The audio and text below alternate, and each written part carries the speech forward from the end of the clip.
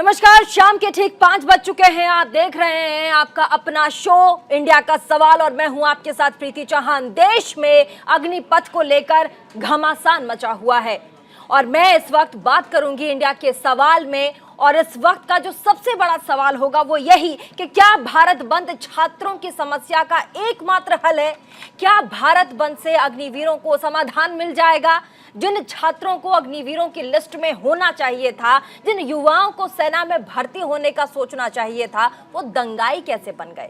वो क्यों सरकार के तमाम वादों की अनदेखी कर रहे हैं? और कौन है जो इन छात्रों को गुमराह कर रहा है? इन सभी सवालों के जवाब हम आज अपने शो में आपको देंगे और साथ ही हमारे मेहमानों से रूबरू करवाएंगे। लेकिन उससे पहले आपको एक स्पेशल रिपोर्ट दिखाएंगे। जल्दी से सिर्फ रिपोर्ट आपको दिखा देते हैं।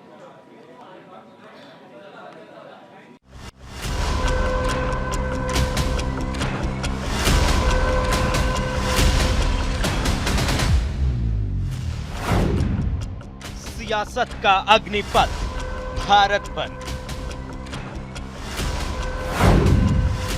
सरकार की अपील शांति, युवाओं का ऐलान भारत बंद। समस्या का हल भारत बंद।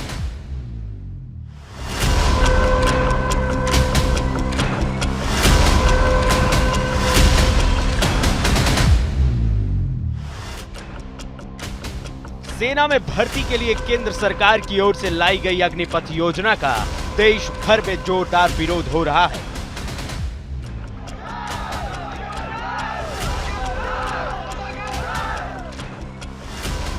पिछले कुछ दिनों से जगह जगह से आगजनी की तस्वीरें आ रही हैं और कई राज्यों में तो ये प्रदर्शन हिंसक भी हो चुका है। हिंसा के साथ साथ अब अग्निपथ का विरोध सियासी भी हो चला है। इसी वजह से सोमवार को छात्र संगठनों ने भारत बंद बुलाया है। इस बंद को विपक्ष भी समर्थन दे रहा है। हालांकि बंद का फ्रंट फेस छात्र संगठन ही है। हजारों की तादाद में कई राज्यों में युवा इस योजना के खिलाफ है, जिसको देखते हुए रेलवे ने आरपीएफ और जीआरपी को अलर्ट मोड पर रखा है और उपद्रवियों पर गंभीर धाराओं में केस दर्ज करने के आदेश दिए।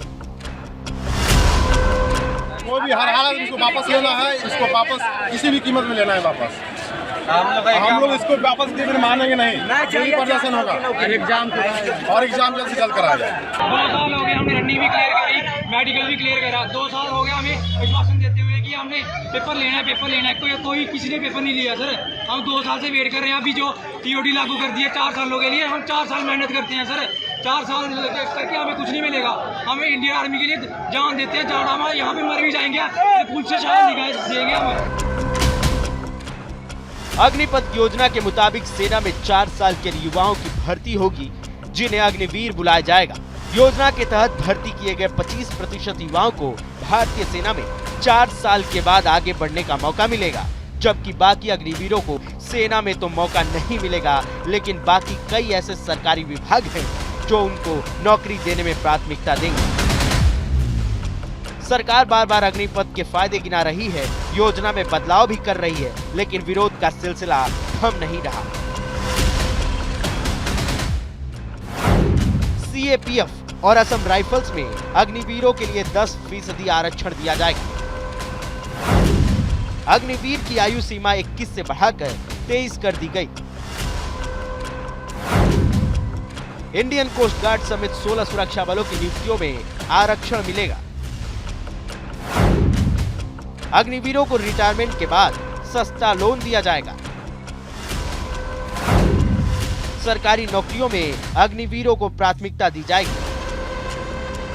उनको तो मैंने कहा ना कि किसी के बहकावे में ना आए, किसी के बहकावे में ना आए। एंटी सोशल एलिमेंट्स, इन सब मौक़ों का एंटी सोशल एलिमेंट्स और जो डिसग्रंटेड एलिमेंट्स हैं वही फ़ायदा उठाते हैं। हमारे छात्र जो हैं वो ऐसा नहीं करना चाहेंगे, लेकिन उनको समझना चाहिए ये बड़ी अच्छी योजना है गवर्नमेंट की और इसका लाभ उठाना चाहिए, ना कि उपद्रव करना चाहिए।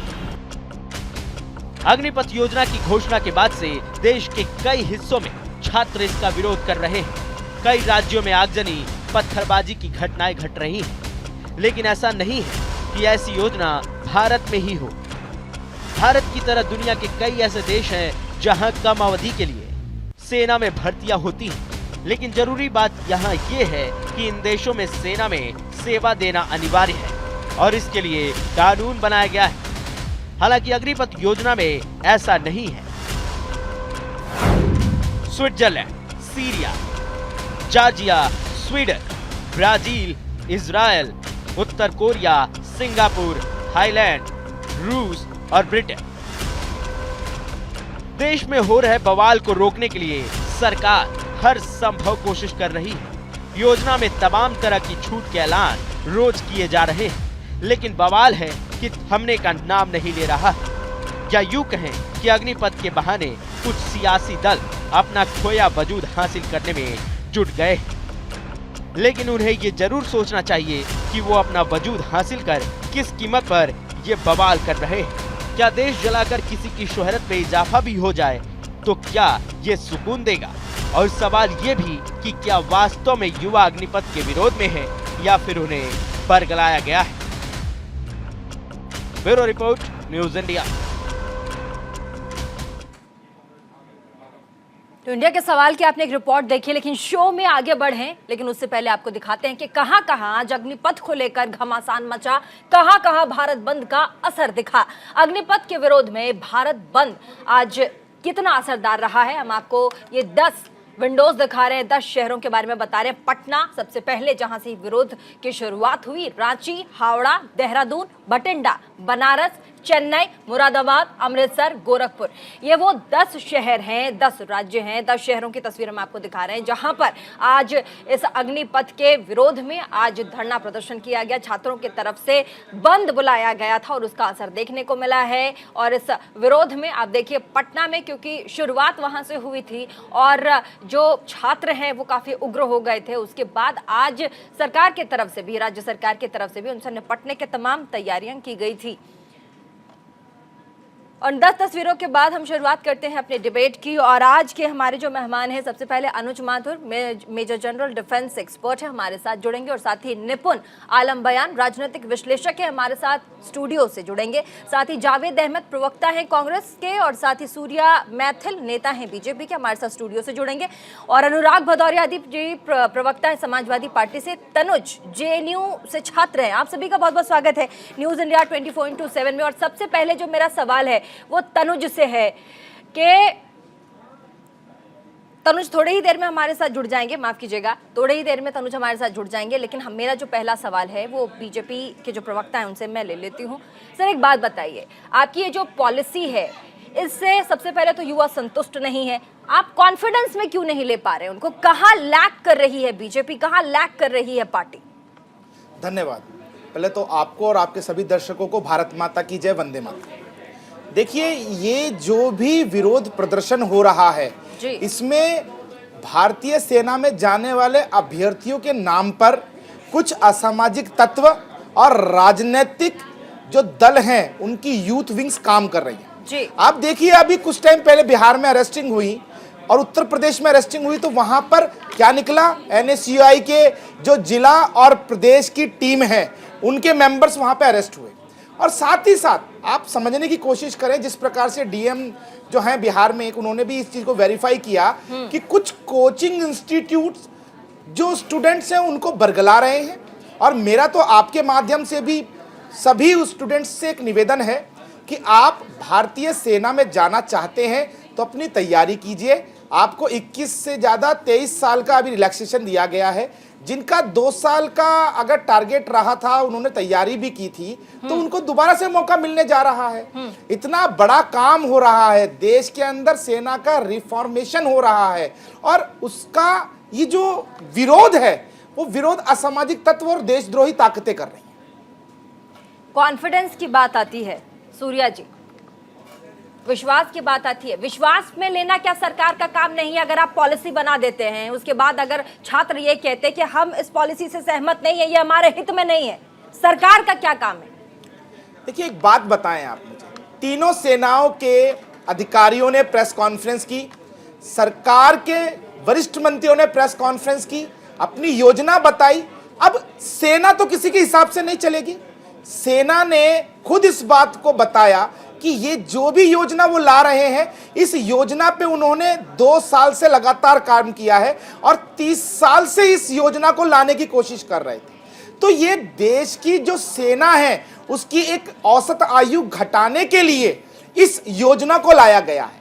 जितने भी अग्निपथ योजना में अग्निवीर आएंगे उन सभी में से 25% को कमीशन दिया जाएगा भारतीय सेना में। उसके अलावा जो 75% जो भी हमारे अग्निवीर होंगे उन सभी को भारत सरकार के अन्य जो अर्धसैनिक बल हैं उनमें मौका दिया जाएगा, तटरक्षक बलों में मौका दिया जाएगा। साथ ही सरकार की जो योजनाएं stand up India, startup India, make in India, made in India, उसमें उनको प्रेफरेंस दिया जाएगा। तो और अभी तो कॉर्पोरेट जगत भी आगे आ रहा है। छात्र है वो सहमति, कॉर्पोरेट जगत भी आगे आ रहा है। आपके पास लौटूंगे। हमारे साथ समाजवादी पार्टी के नेता अनुराग भदौरिया भी जुड़ चुके हैं। अनुराग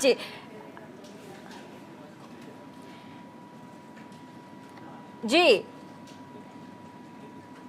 निपुण, मेरा जो अगला सवाल है निपुण जी से है। तमाम चीजें हैं, तमाम सवाल है और ऐसे में देखिए जो विश्वास की बात आती है, विश्वास जता ही नहीं पा रहे, दिखाई नहीं पा रहे। एक्चुअली क्या है कि विश्वास की बात नहीं है। देखिए एक बात को इसको बहुत प्रैक्टिकली समझने का प्रयास करें। हमारा देश है लोकतंत्र और लोकतंत्र की एक खूबसूरती ये होती है कि यहाँ पर सहमति और असहमति दोनों की ही अभिव्यक्ति की आज़ादी है। और जब भी कोई परिवर्तन आता है तो मानव की सहज प्रवृत्ति होती है, उसमें कुछ समर्थन में कुछ विरोध में। तो विरोध में ऐसा तो है नहीं कि सारा युवा सड़कों पर है और सारा युवा विरोध कर रहा है, ऐसा नहीं है। कुछ युवा समर्थन में है जो अपनी तैयारी में लग गया है कि वैकेंसी आज डिक्लेयर हो गई है तो वो युवा अपने कार्य में लग गया कि हाँ मुझे भर्ती में जाना है, मुझे फोर्स में जाना है, वो उसके लिए तैयारी करना शुरू कर दिया है। मोस्टली युवा यहाँ पर वो है जो इस भर्ती प्रक्रिया से बाहर हो गया है। भाई यहाँ पर एज दी गई है, पहले 21 वर्ष से, अब 21 वर्ष से बढ़ाकर 23 वर्ष कर दी गई है। उसके बाद भी कुछ युवा ऐसा है जो इससे बाहर हो गया, तो वो युवा ज़्यादा क्या कर रहा है, प्रदर्शन कर रहा है। टीवी की इतनी सारी रिपोर्ट आप देखेंगे, इस रिपोर्ट में आप सुन रहे होंगे अलग अलग चैनल पे सब न्यूज़ एंकर ले भी रहे हैं, टीवी चैनल वाले ले भी रहे हैं। तो मोस्टली अगर उन युवाओं की आप तस्वीर देखें, अब तो खैर सब लड़कों ने मुंह पे कपड़ा ढक लिया है कल की घटना के बाद से, जब सेना के। मैं आपके पास आती हूँ, हमारे साथ तनुज जेएनयू से छात्र हमारे साथ जुड़ चुके हैं। तनुज, आप जेएनयू में पढ़ते, सबसे पहले आपका बहुत बहुत स्वागत है हमारे इस चैनल न्यूज इंडिया 24/7 पे। और आप एक बात बताइए, आप जेएनयू से छात्र हैं, क्या आपको लगता है कि अपनी बातों को मनवाने का एकमात्र तरीका सड़कों पर उतरना है, धरना प्रदर्शन करना है, भारत बंद कर देना है? बहुत शुक्रिया आपका चैनल का कि आपने मुझे बुलाया और मौका दिया। अभी कुछ तकनीकी समस्या से मैं सारी बातें सुन नहीं पाया, लेकिन अभी जितनी देर मैंने सुना एक सज्जन को तो और आपका सवाल, दोनों को मैं साथ में लेकर अगर बात करूं तो एक आपने जो सवाल किया कि मात्र एक तरीका है, और उन्होंने एक बात कही कि कुछ युवा हैं जो वैकेंसी से बाहर हो चुके हैं, वो रिक्रूटेड हो ही नहीं सकते। देखिए, इस सरकार की एक बहुत चालाकी भरी योजना बहुत शुरुआत से रही है कि किसी भी आंदोलन को इस तरीके से डिलेजिटिमाइज कर दो कि वो प्रोसेशन, वो पब्लिक प्रोसेशन, उसकी क्रेडिबिलिटी ही मार्केट में खत्म हो जाए। मुझे बहुत दुख है, जैसे अगर जिस वक्त किसान आंदोलन शुरुआत हुई उस वक्त इन्होंने उसको खालिस्तानी कह दिया, उस वक्त इन्होंने चाइना का एजेंट कह दिया, पाकिस्तान का एजेंट कह दिया। आज जब युवा, जो इनकी पूरी दमनकारी नीति है, आप ये समझिए कि ये पॉलिसी क्यों लाई गई, इस पे ना बहस हुआ, इस पे ना इनके तर्क दिखे, और इनकी मात्र एक पॉलिसी। अब आपके हिसाब से सेना में बदलाव के लिए भी आपसे पूछा जाएगा क्या? आप इतना कॉम्पिटेंट है कि आप सेना की नीतियां तय करेंगे? आप इतना विशेषता रखते हैं? बताइए मुझे। आप एक बात बताइए। मैं आपसे पूछना चाहता हूं, आपकी उम्र कितनी है पहले ये बताइए। आप मुझे ये बताइए कितनी कोर होती है हिंदुस्तानी फौज में? नहीं, आप बताइए मुझे। अगर उम्र से आप तय कर रहे हैं, मैं आपसे पूछना चाहता हूं, आपको कितनी जानकारी है भारतीय सेना की? आपको कितनी जानकारी है ऑपरेशंस की? आपको कितनी जानकारी है? तय नहीं करेंगे यहाँ सर्टिफिकेट भारत मत तेरे बांटिए। टुकड़े होंगे, चार इंशाल्लाह इंशाल्लाह चिल्लाने वाले सूर्या जी। सिर्फ भारतीय सेना में पत्थर ही मार सकते सूर्या हैं। मैथिली जी, सूर्या जी बोलने दीजिए ना, फिर आपको एक बार फिर से मौका देंगे, पहले बोलने कितने दीजिए। परिवार के सदस्य आपके सेना में काम आप- करते हैं? आप जवाब दीजिए, पूछिए मेरे परिवार की जानकारी तनुज, लीजिए। जवाब दीजिए। आप बिल में घुस जाएंगे जाकर, रहने दीजिए। आप व्यक्तिगत सूर्या टिप्पणी मत के पैसे में कीजिए। बढ़ावा आप वाले पूरी देश नीतियों में द्रोहियों, फेल कर रहने रहे दो। हैं। ये वही लोग हैं, सुनिए, ये वही लोग हैं जब कोरोना में अपने घरों तक हजारों किलोमीटर पैदल चले, और जब आप उनके सुविधा को पहुंचाने में असफल रहे तो अब ऐसी नीतियों के साथ उन्हें लॉलीपॉप दे रहे हैं। उन कोरोना में आप उनको सुविधा नहीं दे पाए, उनके हॉस्पिटल, उनके तनुज, एक सिंपल सा सवाल है, तनुज एक सिंपल सा सवाल है, क्या अपनी बातों को रखने का एकमात्र तरीका पूरे जितने भी छात्र उनके पास बच जाता है कि सड़क पर उतरे, देश को बंद कर दिया जाए, आगजनी की जाए, पब्लिक प्रॉपर्टी को नुकसान पहुंचाया जाए, ट्रेनों में आग लगा दिया जाए, क्या यही तरीका है? देखिए मैडम, अभी एक बहुत सफाई से एक और समाचार बहुत फैलाया जा रहा है कि बिहार में ऐसा ज्यादा हो रहा है। मैं उसी प्रदेश से ताल्लुक रखता हूं और मुझे बखूबी अंदाजा है, इस देश में जितनी बेरोजगारी दर है उससे दुगनी बेरोजगारी दर बिहार की है। और ये अपने ठीक है, मैं आपके पास आती हूँ तनुज, मैं आपके पास आती हूँ। समाजवादी पार्टी से नेता हमारे साथ अनुराग भदौरिया भी जुड़ चुके हैं। अनुराग जी, बीजेपी जिस तरीके से इस पॉलिसी को लेकर आती है, तमाम तरीके के ऐलान किए जाते हैं, फिर से अमेंडमेंट किया जाता है, उम्र को बढ़ा दिया जाता है, लेकिन छात्रों का कहना है कि हम अभी भी सेटिस्फाइड नहीं है। जो हमारे लिए सरकार कर रही है, बेरोजगारी के लिए कर रही है, वो हमारे लिए प्रॉपर नहीं है। क्या कहेंगे, जबकि तमाम बीजेपी के नेता बार बार आकर यही कहते हैं कि जो भी किया जा रहा है उनके भले के लिए किया जा रहा है।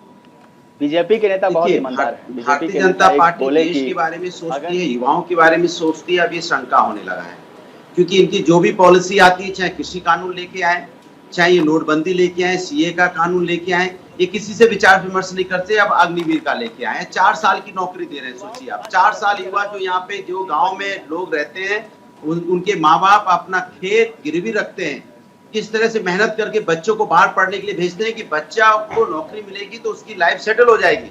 ये 4 साल की नौकरी देना चाहते हैं। और भारतीय जनता पार्टी के नेता क्या कहते हैं कि जब वो अग्निवीर वहां से लौटेंगे तो हम अपने बीजेपी के दफ्तर में उनकी नौकरी देने में प्राथमिकता देंगे। शर्म नहीं आती है बीजेपी के नेताओं को? अपने बेटे को एमएलए बनाओगे, एमएलए बना के उसको जिला रहे हो, और यहाँ पे चाहते हो आप यहाँ सिक्योरिटी गार्ड की नौकरी करें। और ये बीके सिंह के मंत्री है, क्या कहते हैं, जब 62 साल के थे तब वो कोर्ट जा रहे थे, कह रहे थे मुझे 9 महीने और दे दो, 9 महीने मांग रहे थे, और आज 23 साल में रिटायर कर देना चाहते हो। ये डबल चेहरे के लोग। और हिंदुस्तान में पहली बार ऐसा हुआ है कि हमारे जो आर्मी, जो रिस्पेक्टेड आर्मी होती है, पहली बार आर्मी को आके टीवी पे बोलना पड़ रहा है कि हम आपकी सुविधा के लिए कर रहे हैं। इसके पहले कब हुआ है? हमारे देश की आर्मी सबसे प्राउड आर्मी है, और उसका जो रिक्रूटमेंट सिस्टम है वर्ल्ड क्लास रिक्रूटमेंट सिस्टम है। आखिर उसमें क्या ऐसी कमी आ गई? जानकारी है योजना क्या है? आपको जानकारी है ये योजना है क्या? अनुराग भदौरिया जी, मैं आपसे पूछता हूँ, आप मुझे बता दीजिए कि ये योजना क्या है? चिल्ला रहे हो, कितने फौजी हैं? जवाब नहीं है। अरे मैं तो फौज का बेटा हूँ, आपके यहाँ फौजी कितने हैं? ये चिल्लाने से नहीं होगा। फौज का मतलब समझते हो कि नहीं समझते हो? फौज का मतलब नहीं समझते हो? टीवी स्टूडियो में बैठे हो तो टीवी स्टूडियो में बैठ के आप बच्चों के भविष्य के साथ मत खेलो। अपने बेटे को एमएलए बनाओगे, एमपी बनाओगे, और दूसरों के बेटे को कहोगे आओ तुमको बीजेपी के दफ्तर में सिक्योरिटी गार्ड की नौकरी में प्रतिष्ठा देंगे। शर्म नहीं आती है? एमएलए बनाएंगे अपने बेटे को, और यहाँ गरीब के बच्चे को, मिडिल क्लास के बच्चे को यहाँ पे सिक्योरिटी गार्ड बीजेपी के दफ्तर में लगाना चाहते हैं। ये आपकी मानसिकता है क्या? ऐसी मानसिकता के लोग हिंदुस्तान को चलाना चाहते हैं क्या? ये वो लोग जिनके घर में एक फौजी नहीं है और चिल्ला रहा टीवी में बैठ के, कौन फौजी है तुम्हारे घर में? चिल्ला रहा है, कौन फौजी है तुम्हारे घर में? एक फौजी तुम्हारे घर में नहीं है।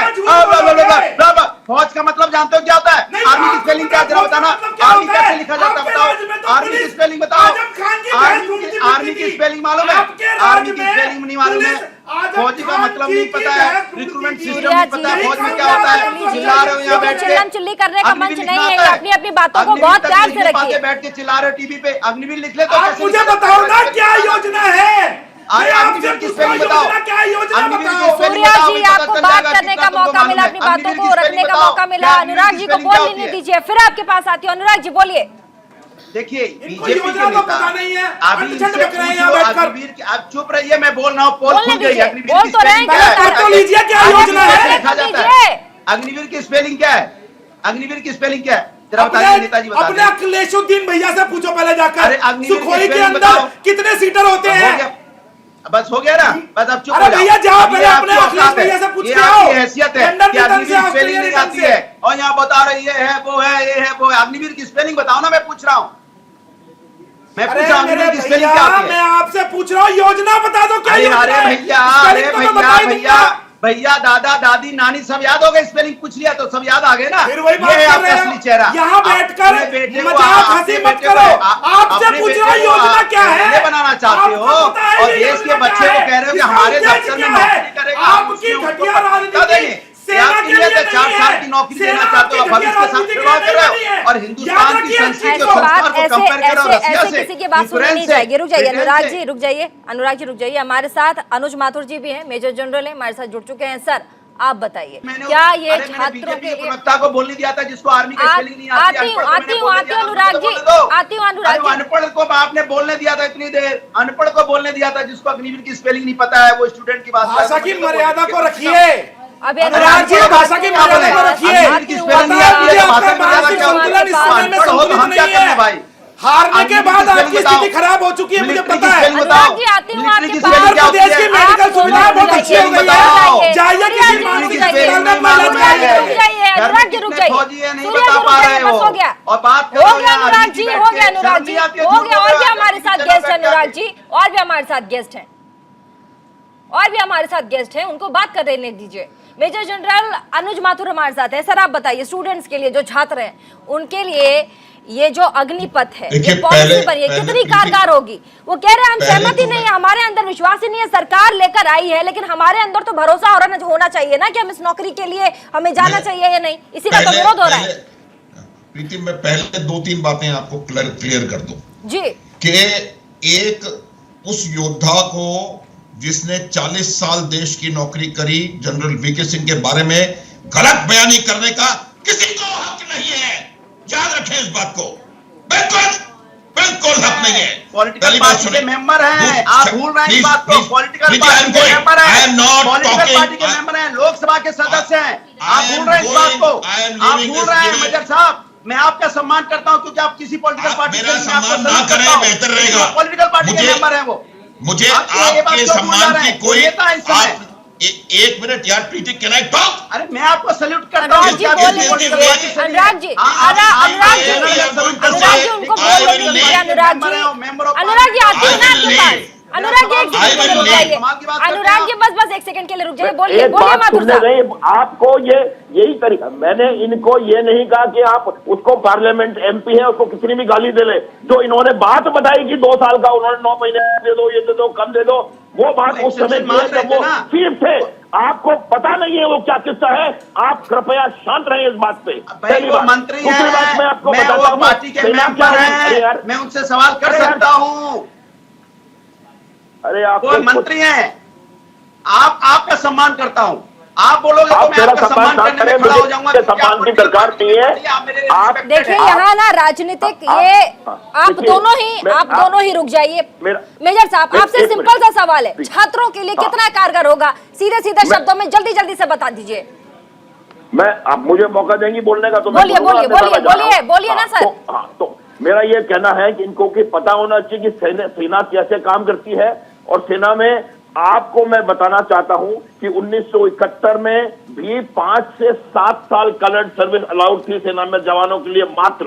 आज भी जवान 15 से 17 साल की सर्विस में जा रहा है। एक जनरल की नौकरी, उसकी एज को जवान की उसके साथ हम लोग कंपेयर नहीं कर सकते। आज भी 15 से 17 में जवान जा रहा है क्योंकि आपको आर्मी की यंग प्रोफाइल मेंटेन करके रखनी है। ये जो सोच आई थी दोबारा कि इस प्रोफाइल को और यंगर बनाने की आवश्यकता है, ये 1987 में जो हमारा श्रीलंका का एक्सपीरियंस था उसके बाद आई थी। एक कॉम्प्रिहेंसिव इसके ऊपर स्टडी हुई थी और उन्होंने सबने रेकमेंड किया था कि किसकी एज कम की जानी चाहिए, एवरेज एज। उसके बाद 1999 में जो हमारा कारगिल का युद्ध हुआ, उसके बाद भी ग्रुप ऑफ मिनिस्टर्स की जो स्टडी थी जिसमें तमाम राजनीतिक दलों के लोग शामिल थे। भैया साहब आती हूँ आपके पास, छोटे से ब्रेक के लिए रुकना होगा मुझे, छोटे से ब्रेक के लिए। सर आपका जवाब जरूर लूंगी मैं ब्रेक के बाद, छोटे से ब्रेक के लिए रुकना पड़ेगा मुझे। रुकेंगे छोटे से ब्रेक के लिए, ब्रेक के बाद भी खबरों का सिलसिला इंडिया का सवाल अभी भी जारी रहेगा, कहीं मत जाइएगा, देखते रहिए न्यूज़ इंडिया 24/7।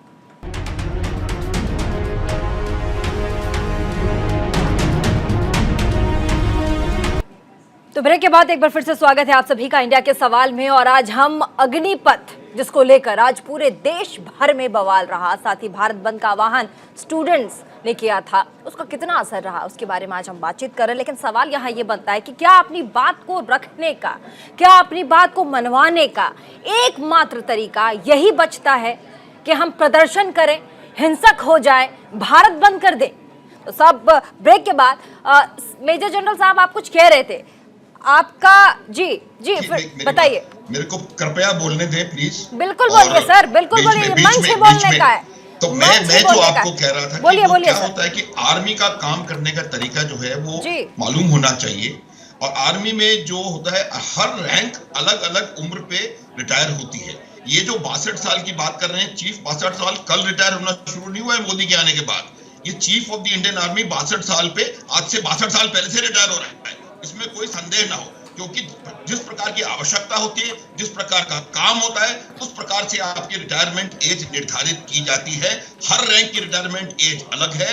और जिस जवान की हम बात कर रहे हैं, वो जवान आज की तारीख में भी 35, 37, 38, 40 साल में रिटायर हो रहा है। तो इसमें कोई संदेह नहीं है। अब मैं आपको 2-3 हिस्टोरिकल उदाहरण देके बताऊंगा। 1971 में मेरी यूनिट, अपनी यूनिट ढाका में पहुंचने वाली पहली यूनिट थी। मेरी यूनिट में 5 साल से कम नौकरी वाले 25% लोग काम करते थे, और उसने ढाका आपको लेकर के जीत करके देने में कंट्रीब्यूट करके दिया है। तो ये बात कोई मानने वाली नहीं है कि यूथ होगा तो वो एक्सपीरियंस नहीं होगा, ये होगा वो होगा। ये बात बिल्कुल साफ है कि मेरे को, जहां तक मेरा, आपने मुझसे पूछा है, मेरा प्रश्न है, 40 साल मैंने फौज में नौकरी करी है। और मैं इनकी जानकारी के लिए बता दूं कि मेरा बेटा अभी नौकरी कर रहा है, 12 साल उसकी नौकरी हो गई है, वो मेजर साहब है, उधमपुर में पोस्टेड है, लड़ाई लड़ रहा है वो। सर सवाल भी तो यही है ना, आपने अभी कहा कि आपका बेटा 12 साल से पोस्टेड है और अभी पोस्टेड है उधमपुर में। सवाल युवा यही पूछ रहे हैं ना, 4 साल के बाद हम क्या करेंगे, बता दीजिए ना। 4 साल के बाद जो उनका, जो 7 साल बाद हो, आपको ये समझने की बात है कि उनका इसमें 3 पहलू हैं, देश, सेना और युवा। तो तीनों का आप जो लाभ इसके दिखाए हैं, वो आप लाभों को देखने की कोशिश करेंगे तो आपको पता पड़ेगा। मेरे से अगर आप एक शब्द में सवाल पूछेंगे तो इस स्कीम से देश, सेना और युवा तीनों को फायदा पहुंचने वाला है, ये मैंने आपको बता दिया। जावेद अहमद साहब हमारे साथ कांग्रेस से भी जुड़े हुए हैं। जावेद अहमद साहब, आपकी पार्टी आज प्रोटेस्ट कर रही है दिल्ली में, ठीक है? आपकी पार्टी एक तरफ कहती है कि जी हम राहुल गांधी के लिए भी कर रहे हैं, और जी हम कर रहे हैं कि जो अभी अग्निपथ योजना लाई गई है उसके लिए छात्र प्रदर्शन कर रहे हैं, हम उनका भी समर्थन कर रहे हैं। क्या आप राजनीति कर रहे हैं सर? आप कर क्या रहे हैं?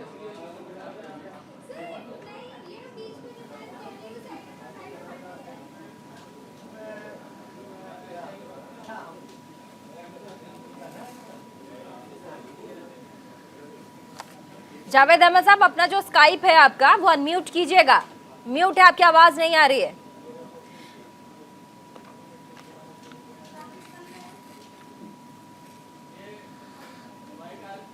चलिए ठीक है, तब तक हम सूर्या मैथर जी से कुछ सवाल लेते हैं। सर विश्वास पे सवाल था। जावेद जी आवाज आ रही है?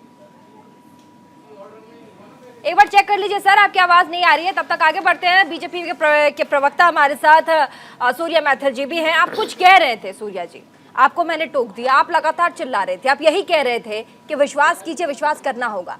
लोग कह रहे, जो छात्र हैं, जो बेरोजगार लड़के हैं, उनका कहना, मैडम बता दीजिए ना कैसे विश्वास कर ले। अभी मेजर जनरल साहब ने कहा कि मेरा बेटा खुद पोस्टेड है, 12 साल से नौकरी कर रहा है, अभी उधमपुर में है। यही तो सवाल है ना सर, यही तो सवाल है कि 4 साल बाद क्या करेंगे। 25% की बात कर रहे हैं आप कि 25% लड़के सेलेक्ट होंगे, उनको आगे कंटिन्यू कराया जाएगा, जो बाकी बचेंगे उनका क्या? धन्यवाद निशा जी। जी मेरा नाम प्रीति है। हाँ प्रीति जी, देखिए अभी आपने जो ब्रिगेडियर साहब के बेटे का उदाहरण दिया, तो पहले तो आप समझने की कोशिश कीजिए कि ब्रिगेडियर साहब के जो सुपुत्र हैं, उन्होंने या तो IMA से या NDA से एक एग्जाम क्रैक कर ऑफिसर्स ट्रेनिंग ली और वो पोस्टेड हुए जी।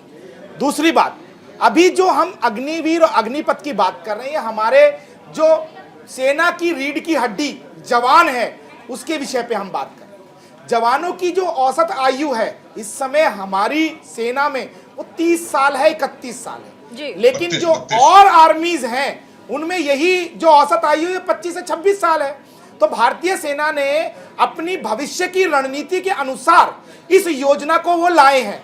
उनको किस प्रकार के चुनौतियां हैं, किस प्रकार से उन्होंने युद्ध लड़ना है, उनको वो कोई बताएगा नहीं, ये उनका अपना डिसीजन है। भारतीय सेना की जो योजनाएं हैं उनमें सिविलियंस का कभी कोई काम नहीं होता, लेकिन फिर भी ये भारत का लोकतंत्र है, जिस लोकतंत्र के अंदर तीनों सेनाओं के प्रमुख आए, उन्होंने इस योजना की पूरी जानकारी दी। और अब आपके दूसरे प्रश्न का मैं उत्तर देना चाहता हूं बहुत ही शांति से कि आखिर 4 साल के बाद ये युवा करेगा।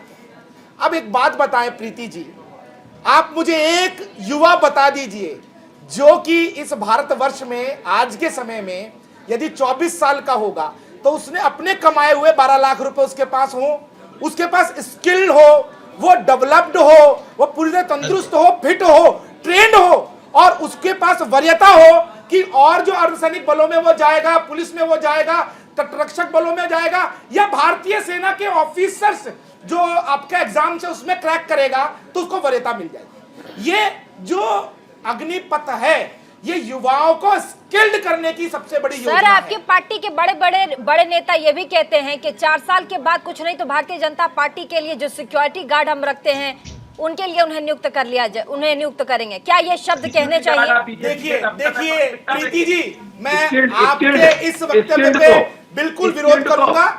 माननीय कैलाश विजयवर्गीय जी ने ये कहा था कि जिस प्रकार से दीनदयाल उपाध्याय मार्ग पर जो हमारा भाजपा मुख्यालय है वहां पर 3 स्टार पुलिस ऑफिसर से और फोर्सेस के सीनियर अधिकारी वहां पर सिक्योरिटी में तैनात रहते हैं, तो ये अग्निवीर भी उसी का हिस्सा बनकर वहां तैनात होंगे। तो इसमें क्या गलत कह दिया उन्होंने? लेकिन अनुराग भदौरिया जी इसका मुद्दा इसीलिए बनाएंगे क्योंकि उनके राज में तो पुलिस जाकर क्रिमिनल नहीं पकड़ती थी, उनके राज में पुलिस जाकर बलात्कारियों को नहीं पकड़ती थी, गुंडों को नहीं पकड़ती थी, गुंडों का एनकाउंटर नहीं करती थी, वो आजम खान की भैंस पकड़ती थी। तो ये जो भैंस पकड़वाने वाले लोग हैं वो भारतीय सेना को मजबूत विकसित कैसे होने देंगे? ये तो इस पर राजनीति करेंगे ही ना भैया, क्योंकि जिनके राज में आतंकियों को छोड़ने के लिए मुख्यमंत्री आतुर हो और हाई कोर्ट की लताड़ के बाद उस बात को रोका जाए तो ऐसे देशद्रोहियों के दिल में सेना के प्रति कोई प्यार तो होगा। भरी जवानी में उसको रिटायर कर देंगे और रिटायर भरी जवानी में रिटायर होने के बाद ऐसी पार्टी के नेता है सिर्फ हरा पहन के घूमते हैं, इनका दिमाग भी हरा है। अरे पर्सनल कमेंट मत कीजिए, पर्सनल कमेंट से बचिए। आपकी राजनीति सूर्या मैथल जी, सूर्या मैथल जी रुक जाइए, रुक जाइए, रुक जाइए। पर्सनल कमेंट अरे देख लीजिए, आप लोग रुक जाइए, पर्सनल कमेंट छीटा कसी ना करें। कौन क्या पहनता है, किसका नाम क्या है, कौन क्या सोचता है, इस पे कमेंट ना करें प्लीज। मुद्दे पर बात करते हैं ना सर, मुद्दे पे बात करते हैं। कौन पढ़ता है, कौन क्या पहनता है? निपुण बयान जी, निपुण बयान जी, निपुण बयान जी, राजनीतिक रिटायरमेंट के बाद कितना पैसा निपुण बयान जी, बस ऐसा देश बदलना सूर्या मैथिली जी, अनुराग जी इंजीनियर बनेंगे और देश की सेवा करेंगे, लेकिन आप तो अपनी सेवा करने के लिए बता रहे हैं। देखिए ऐसे ना म्यूट करवा देना पड़ेगा सर। रुक जाइए, रुक जाइए, बस रुक जाइए। हमारे साथ और भी गेस्ट हैं सर, हमारे साथ और भी गेस्ट हैं और साथ ही भाषा की मर्यादा का आप लोग पालन कीजिए। कौन क्या पहनता है, किसका नाम क्या है, इस तरह की छीटा कसी ना करें सर। पब्लिक प्लेटफॉर्म है, लोग देखते हैं ये डिबेट शो। हमारे साथ निपुण बयान जी हैं, राजनीतिक विश्लेषक हैं। सर क्या कहेंगे? राजनीति हो रही है। बिल्कुल राजनीति तो है। देखिए क्या होता है ना कि थोड़ा सा जो इस प्रकार सेंसिटिव मुद्दे होते हैं जहाँ पर अरबों की संपत्ति सुहा हो रही हो, युवा सड़कों पर हो और देश में एक अराजकता की स्थिति हो, उस समय इस प्रकार की बयानबाजी, इस प्रकार के व्यक्ति किसी की पार्टी को भी उचित नहीं है, शोभनीय नहीं है। अब दूसरी बात क्या है कि थोड़ा सा इस मुद्दे को समझने की ज़रूरत है कि युवा को मैसेज आपके चैनल के माध्यम से देने की ज़रूरत है। बात हो रही है कि देखिए आप इसको 3-4 एंगल से देखिए, चाहे वो सेना का एंगल हो, राष्ट्र का एंगल हो, या हम बात करें आर्थिक सामाजिक सारे पहलू की बात करें, उन सारे ही नज़रिए से अगर देखेंगे, मैं बात करता हूँ सेना की, अगर एक युवा की बात करते हैं, जैसे भी आपके मेजर जनरल साहब बोल रहे थे कि भाई श्रीलंका की आप बात कीजिए, कारगिल की आप बात कीजिए, उन ऊंची ऊंची पहाड़ियों पर एक 30 साल का युवा, एक 32 साल का युवा क्या उतनी तीव्र गति से चढ़ पाएगा जितना 18-19 साल 20-21 साल का लड़का चढ़ पाएगा? बिल्कुल नहीं चढ़ पाएगा। फिर बात श्रीलंका की, मैं जानता हूँ, मैंने पढ़ा है उस चीज़ को, देखा है, क्योंकि मैं इसको इसी कार्य को मैं करता हूँ, तो मैंने देखा है कि किस प्रकार का श्रीलंका में हमारी सेना के अनुभव रहे थे। तो हमको युवा चाहिए। अब बात करते हैं कि युवा क्या करेगा। 25% युवा चला गया, रह गया 75% की बात हो रही है। 75% हम युवा की बात करते हैं तो 10% युवा सेंट्रल आर्म फोर्सेस के अंदर रिजर्वेशन हो चुका है। इसके अलावा पुलिस, जितनी भी स्टेट पुलिस हैं, वहां पर खुद कल सेना ने कहा कि हमने सभी स्टेट की पुलिस से बात की है कि वहां पर हम क्या करेंगे, उनको अपॉइंटमेंट कराने का प्रयास करेंगे। मान लेते हैं 10%, 20% चला जाता है, तो उसके बाद भी तो युवा 21 साल का युवा है, 25 साल का वो हो चुका है 4 साल नौकरी करने के बाद में, तो क्या उम्र निकल गई? 25 साल का युवा जिसके जेब में 12 लाख। अभी एक डाटा मैं आपको बता रहा हूं, भारत में जितना युवा है उसमें सिर्फ 2% युवा ऐसा होगा जिसके जेब में 25 साल की उम्र में 12 लाख रुपया होगा।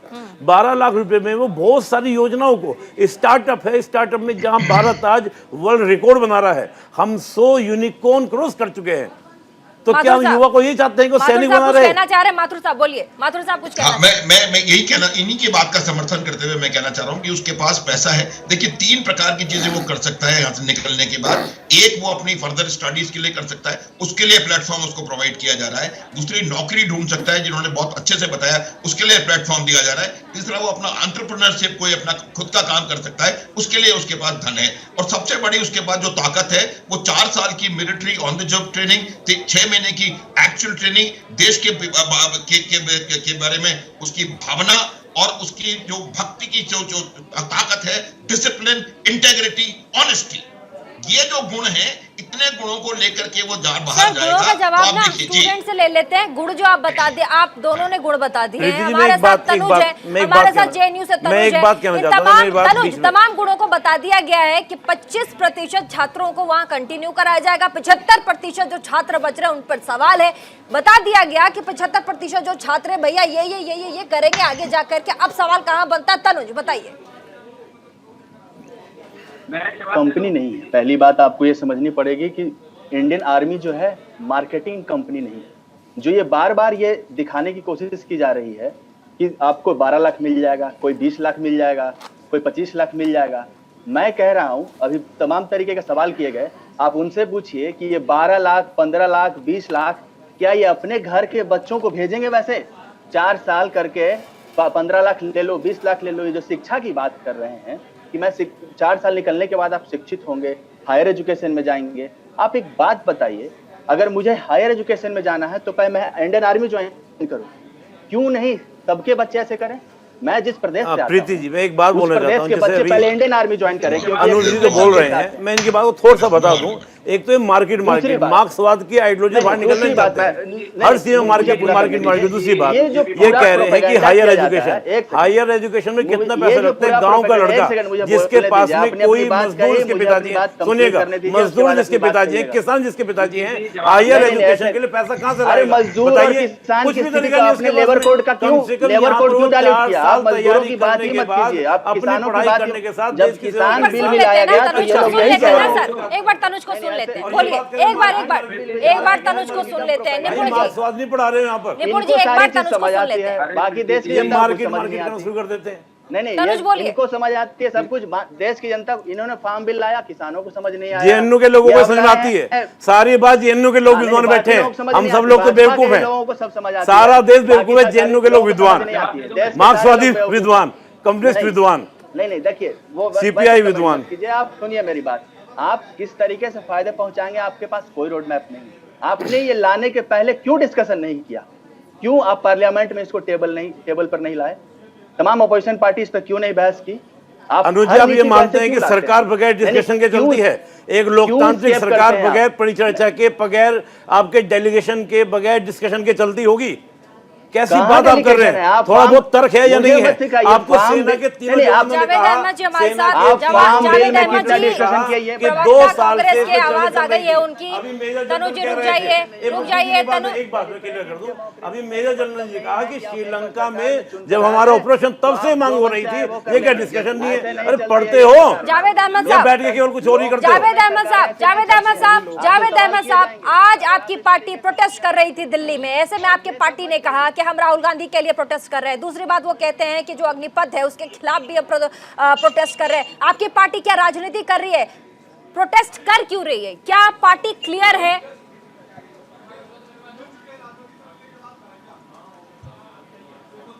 आपको आवाज आ रही है मेरी जावेद अहमद साहब? अनुराग भदौरिया साहब कुछ कहना चाह रहे हैं? अनुराग जी बोलिए, अनुराग जी बोलिए, अनुराग जी कुछ कहना चाह रहे हैं? आपको मेरी आवाज आ रही है? जी जी बोलिए, बोलिए। मैं जवाब दे दूं? बोलिए, मैं बोल लूं? बोलिए सर, बोलिए। देखिए अभी बात हो रही थी, बोला कि जवान रीढ़ की हड्डी होती है, बिल्कुल होती है, लेकिन उसकी रीढ़ ही तोड़ देना चाहते हो क्या? 4 साल की नौकरी क्या होती है भाई? या तो आप एक कानून बना देते। आप कंपेयर कर रहे हो किससे? रूस से, यूक्रेन से, यूके से। ठीक है, तो आप ही कंपलसरी कर दीजिए। किसने आपको रोका है? अगर आप ये कानून लाना चाहते हैं, ऐसा लाए कि भाई 2 साल के लिए जो आप 3 साल ये करना चाहते हो हर व्यक्ति को कंपलसरी कर दो, वो तो आप नहीं करोगे। और आप लॉलीपॉप किसको देना चाहते हो कि 10%? आपको पता है सीआरपीएफ में लास्ट भर्ती पता है कितनी हुई थी 2017 में? 58,000। उसके बाद 2018 में 30,000, 2019 में 14,000, 2020 में 10,000। अब 10,000 का 10% कर दीजिए, 1,000 भी नहीं आते हैं। तो आप क्या चाहते हो? आप किसको? आपने 2 करोड़ लोगों को रोजगार देने की बात की थी, क्या आपने दे दिया? दिया? कितने साल हो गए? 8 साल हो गए। आपने रोजगार प्रतिवर्ष 2 करोड़ लोगों को दिया था, आपने बात किया था, आपने नहीं किया। बुलेट ट्रेन की बात की थी, नहीं आई। डिजिटल भारत, ये भारत, वो भारत, तमाम भारत की आपने बात की, लेकिन आपने क्या किया है? देश को कहां पहुंचा दिया? हर आपकी पॉलिसी आती है, पूरे देश में व्यक्ति परेशान होता है। जब से भारतीय जनता पार्टी की सरकार आई, चाहे कृषि कानून लेके आए, चाहे सीए लेके आए, चाहे ये अग्निवीर लेके आए हो, चाहे वो लॉकडाउन लेके आए हो, चाहे नोटबंदी लेके आए हो। अनुराग जी, हम राजनीति छोड़ के सेना में बात कर सकते हैं? अनुराग जी, क्या हम राजनीति छोड़कर सेना में बात कर सकते हैं? आप एक बार ये अपील कर सकते हैं कि जो युवा सड़कों पर दंगे कर रहा है, रेल में आग लगा रहा है, वो गलत है? क्या आप ये अपील इस चैनल से करेंगे? हाँ या ना? कीजिए। शुरुआत में आपको यही करना चाहिए था। आप पॉलिटिक्स कर रहे हैं, देश चल रहा है, आप पॉलिटिक्स कर रहे हैं, आप बात कर रहे हैं नोटबंदी, जीएसटी, पता नहीं क्या क्या शुरू हो गया। एक बार सेना के बारे में सेंसिटिव हो जाइए। सेंसिटिव नहीं होना है, बस अपनी बातें शुरू कर देनी है। कैसे हम अपनी पॉलिटिक्स बनाए, कैसे हमें अपनी राजनीति मिले, और कुछ ही बोलेंगे तो मेरे ऊपर भी आरोप लगाना शुरू कर देंगे, एलिगेशन लगाना शुरू कर देंगे। मैं बीजेपी का नहीं हूँ, मैं बीजेपी का नहीं हूँ। अब बस यही दिक्कत हो जाती है। इसी मुद्दे पर हमारे साथ, एक सेकंड, इसी मुद्दे पर हमारे साथ मल्लिकार्जुन खड़गे जी कुछ कह रहे हैं, जल्दी जल्दी सुनवा देते हैं, लौटते हैं। घंटे आप डिटेन नहीं कर सकते। अगर किसी को डिटेन करना है तो उसका कारण भी देना चाहिए, और 1 घंटे 2 घंटे में स्पीकर को इत्तला देना। अगर पार्लियामेंट के मेंबर है, लोकसभा के चेयरमैन है वेंकैया नायडू जी, अगर राज्यसभा के मेंबर को आप डिटेन करते हैं, अरेस्ट करते हैं तो इत्तला है। ये कुछ नहीं हुआ तो हमारे एक तरफ हकूक का हनन हुआ है, और दूसरी तरफ आप जो आर्म्ड फोर्सेस में युवकों को कम से कम 46,000 लोगों को उन्होंने एक ट्रेनिंग देने का जो वायदा किया, वो भी उससे कोई फ़ायदा होने वाला नहीं है। उन युवकों को कहीं नौकरी मिलने वाली नहीं है। 4 साल में कोई परफेक्ट ट्रेनिंग भी नहीं होगा, और 4 साल के अंदर वो घर को भी आएगा तो उसको कोई पेंशन नहीं मिलेगा। और वो मेरे को कभी कभी मुझे हंसी आती है, क्योंकि मैं भी ये पार्लियामेंट्री जीवन में एमएलए एमपी इसमें 51 साल गुजार रहा हूँ। ये 51 ईयर्स चल रहा मेरा। ऐसा कभी नहीं देखा, ऐसा कोई स्कीम मैंने सुना भी नहीं। क्या स्कीम है कि इसमें जो स्किल डेवलपमेंट, ट्रेंड होने के बाद उन लोगों को कहीं ना कहीं नौकरी दिया जाएगा। कोई बीजेपी का नेता कहता है कि चौकीदार की नौकरी मेरे दफ्तर में मिलेगी, कोई ऑफिस में, दफ्तर वही ऑफिस में मिलेगा। कोई कहता है, खैर पहले तो प्राइम मिनिस्टर पकोड़े की बात करते थे, वो पकोड़ा इस वक्त नहीं आया, तो कोई बार बार का बोलते हैं, किसी और चीज़ का कहते हैं। तो इसीलिए हम ये सब चीज़ें, इससे लोग भी हंस रहे हैं। युवा तो आप तो देख रहे हैं कि बिहार है, यूपी है, हरियाणा है, पंजाब है और राजस्थान, हर जगह युवक रास्ते पे उतरे, इसीलिए उनका भविष्य से जुड़ा हुआ ये मामला है और बगैर किसी को पूछे सरकार ये योजना लाई है।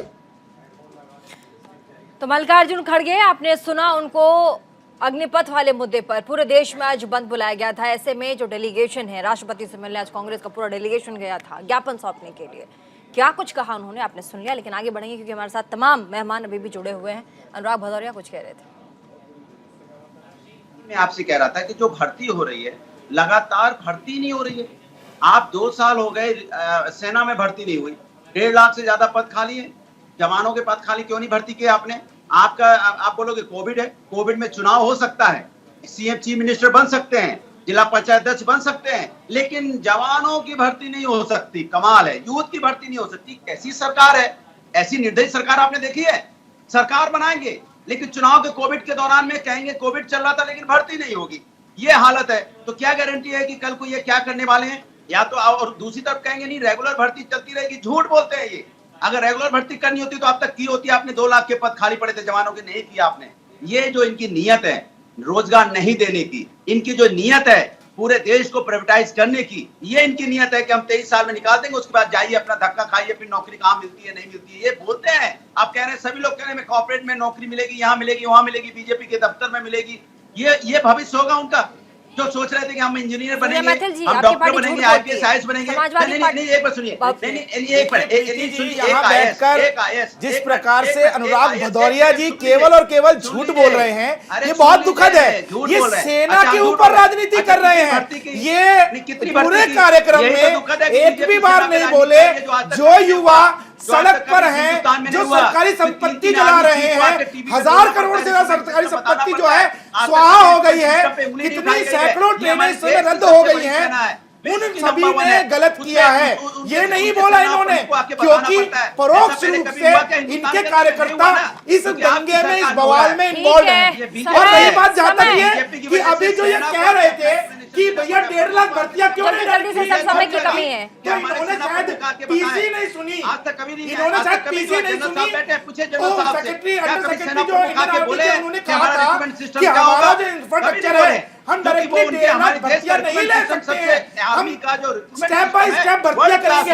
अब ये लोग बताएंगे कि बहुत कमी है, जल्दी से अपनी बातों को खत्म करें, समय की कमी है। जिनके राज में आतंकियों को छोड़ने की साजिश होती है, जिनके सांसद भारत माता की जय और वंदे मातरम नहीं बोलते, वो कहते हैं कि हम नहीं बोलेंगे। जिनके बहुत बहुत शुक्रिया आप सभी का, बहुत बहुत शुक्रिया आप सभी का तमाम सवालों के जवाब देने के लिए, हमारे साथ न्यूज इंडिया के प्लेटफॉर्म पे आके तमाम उन सवालों के जवाब देने के लिए जिसका जिक्र आज देश का हर एक युवा करता है। और यही सवाल है, क्या अपनी बात को रखने के लिए अगर आप असुरक्षित महसूस करते हैं, आपको लगता है सरकार कॉन्फिडेंस में आपको नहीं ले पा रही, क्या एक ही तरीका बचता है कि आप सड़क पर बैठ जाएं? क्या एक ही हथियार है आपके पास कि देश को बंद कर दें? इस बुलेटिन में फिलहाल के लिए बस इतना। इसी के साथ देश और दुनिया के तमाम बाकी खबरों को देखने के लिए बस देखते रहिए न्यूज़ इंडिया 24/7।